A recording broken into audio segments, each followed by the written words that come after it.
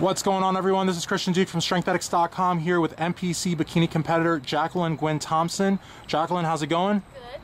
Excellent. So, as I told you off camera, I have my one generic question that I like to ask everyone, and I'm going to ask you, of course, who or what got you started weight training, and then after that, tell us who or what inspired you to compete, because I know you said you've done like 3 shows, so answer those if you can. I've been weight training since high school, on and off, pretty consistently. Always weights, heavy weights, because I hung out with all dudes. I was one of the guys, so I didn't know that girls were supposed to train any differently. Right. So they just loaded me up with as much weight as I could handle, just like they did each other. Like, yeah, let's throw some 45s on and see how much you can squat. Yeah, I mean, that's awesome. I mean, you've got some guns on you, and you got guns, you got some good abs.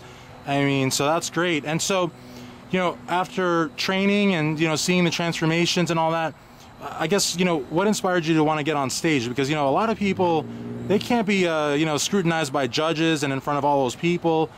Well, a lot of my, hung out with mostly guys, they all got to compete. And for the longest, there weren't the different classes. Right. Like there is bikini, which is the class that I do, and, you know, there's figure for other people in physique, and fitness. But they didn't exist until the past, what, 10 years. But all my guy friends competed really early on. They started right out of high school, and I wanted to. And I got tired of saying, gosh, I wish I could compete. I could do that if I wanted to, and I just decided to say, I'm going to. Absolutely.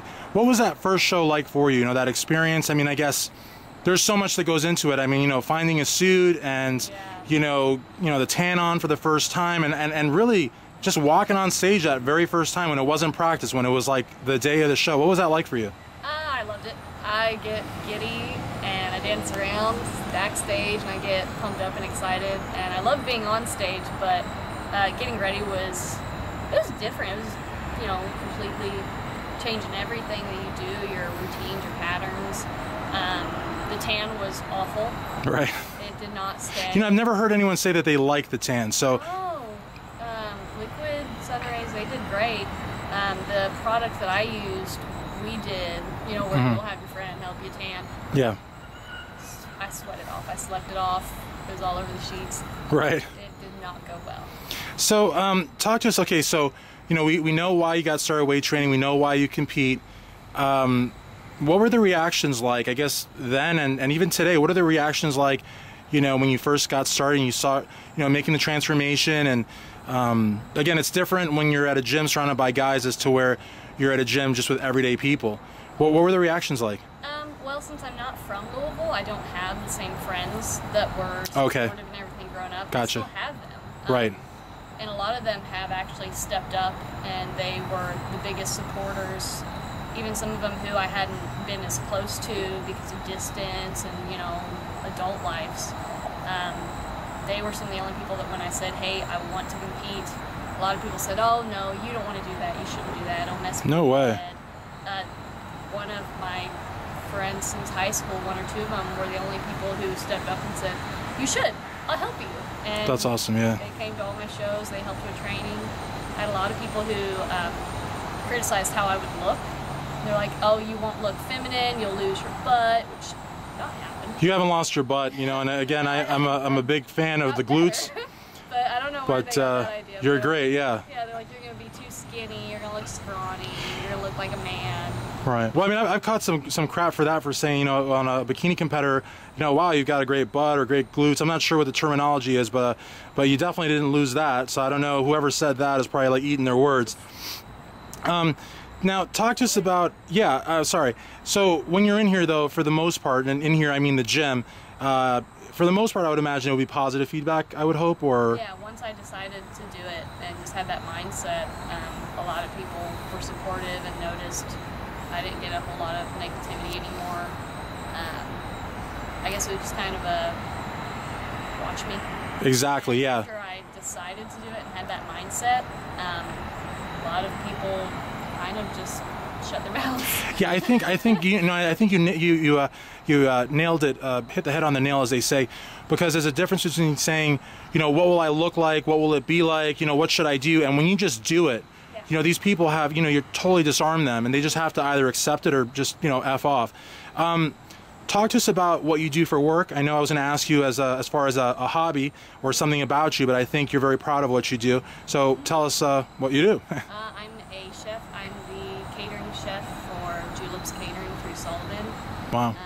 I've worked in and out of Marriott, hotels. I've worked at Porcini, fine dining restaurant, the Italian place. Yeah, high carbs. How are you? I love you. But yeah, it's a fun lifestyle. I love doing it. I love eating. So That's awesome. I eat a little differently, but I still love to eat. Well, I mean, it's good that you love to eat because you can, you know, taste the wares. You know, like, you know, taste what you're doing, and hey, you know, it's part of the job, so nobody can give you grief about it. Now, as far as competitions go, what shows are you looking to do? Do you have any plans as far as the next time you want to get on stage? There's a few shows I'm looking at in October.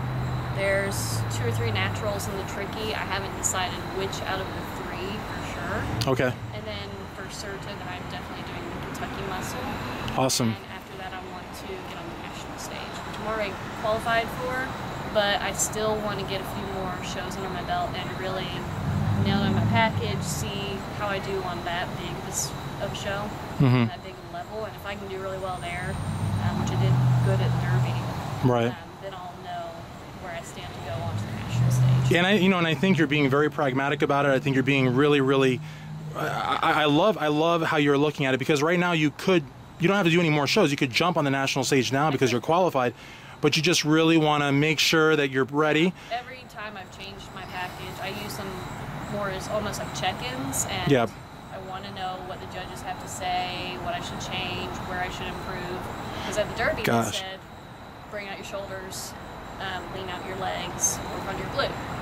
I've done like shoulder and leg and glute days non-stop for like 6 months, it feels like. Gosh, I gotta say, you would make the perfect IFBB pro, because, you know, most people, most people, once they qualify, they're like, see you later, and they're off to the national stage. You don't see them again, but you want to really... Well, I don't have a coach, so I really need to use those to check out my package. Well, I know a lot of coaches, so I'm sure when they see this, they might want to work with you.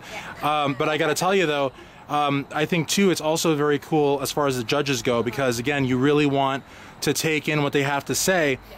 And, you know, a lot of competitors, if you give them that first place, like I said, they're like, see you later. They could care less what the judges have to say, because in their eyes, first place is all that there is. When in reality, you could take first place at a show, you are the best at that show, but you still have a lot left to learn, and the judges are more than happy to, you know, instruct you. So as we end the interview, though, Jacquelyn, where can people find you if they want to look you up on Facebook or social media? Give out some links if you want, some places to go. They can find me on Facebook under just the name Jacquelyn Gwin, it's just my middle name, or on Instagram at Jacquelyn Gwin 1. Awesome. Yeah, we're outside, so but it's cool. This is everyday life, you know. We got some bass music here in the background, which is good.